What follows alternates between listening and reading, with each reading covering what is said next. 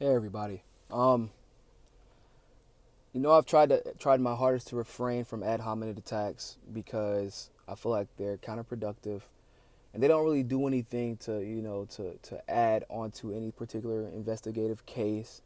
And it doesn't add to any proof or anything like that. Just because you don't like someone doesn't mean that they're guilty, you know.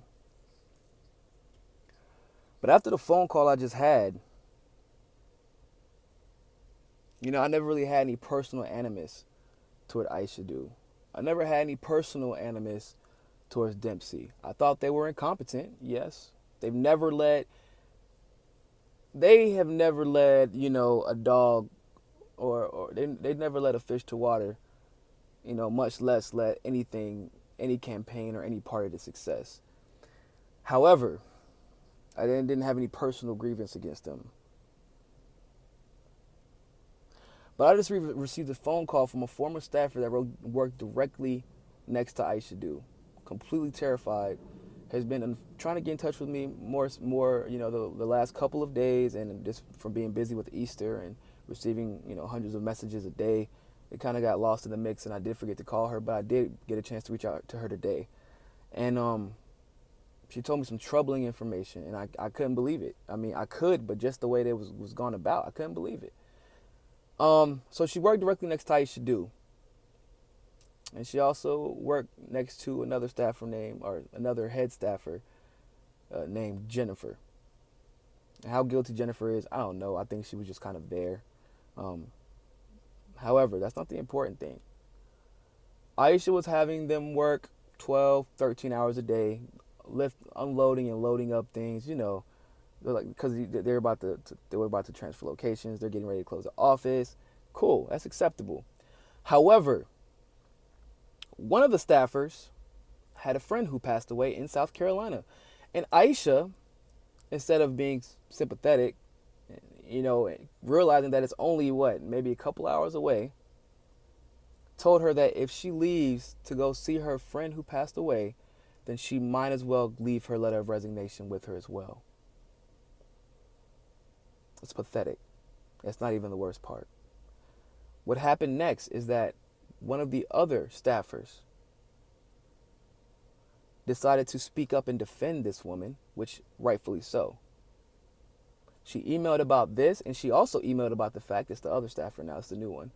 Uh, she had spent over $900 in gas money and had never been reimbursed. Till this day, she has never been reimbursed by Aisha or the operations manager.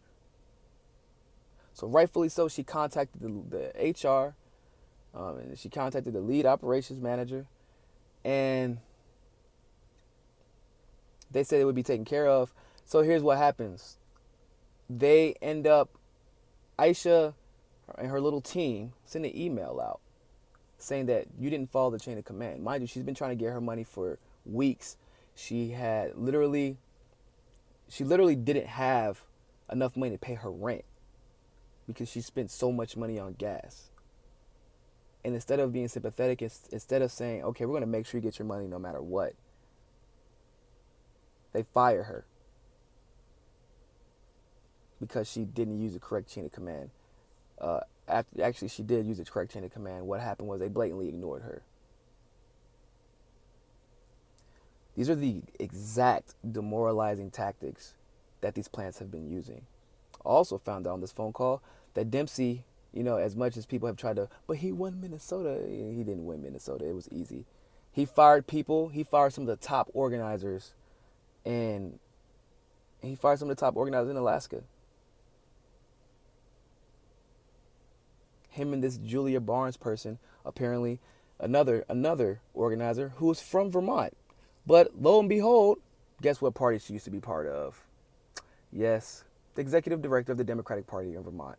And you can actually look up the article where you just type in her name, you type in Bernie Sanders, and it talks about when she first gets hired, and they directly address it. They're like, every other person in your party is vying for Hillary, so you just randomly decide to work for Bernie Sanders? No, she's been treating her staff members like absolute trash. This is how they've been demoralizing the volunteers. This is how they've been demoralizing the staffers. You're seeing people getting fired left and right. in the campaign is not even, doesn't even know. And whenever things are brought up, there are people, like I said, there are people everywhere in this campaign.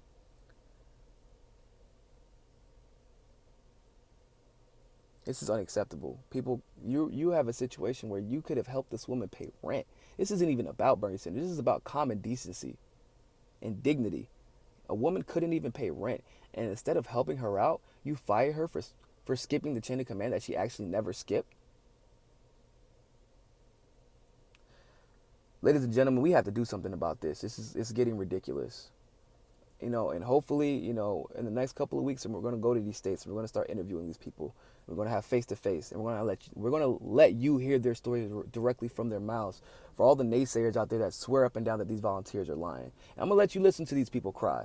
I'm going to let you listen to these people plead. I'm going to let you listen to these people ask for help, and tell me to stop. And listen to y'all continue to tell me to stop saying not to go through the campaign, but to volunteer on your own and raise your own money, and to stop taking attention away from the campaign, and stop taking, like, I refuse. I will donate my dollars to Bernie Sanders, but I refuse in my heart and soul to donate another dollar to an Aisha Due, to a Robert Dempsey, to a Julia Barnes, to a Ryan Hughes. They're already getting paid enough by Hillary anyway, I would assume.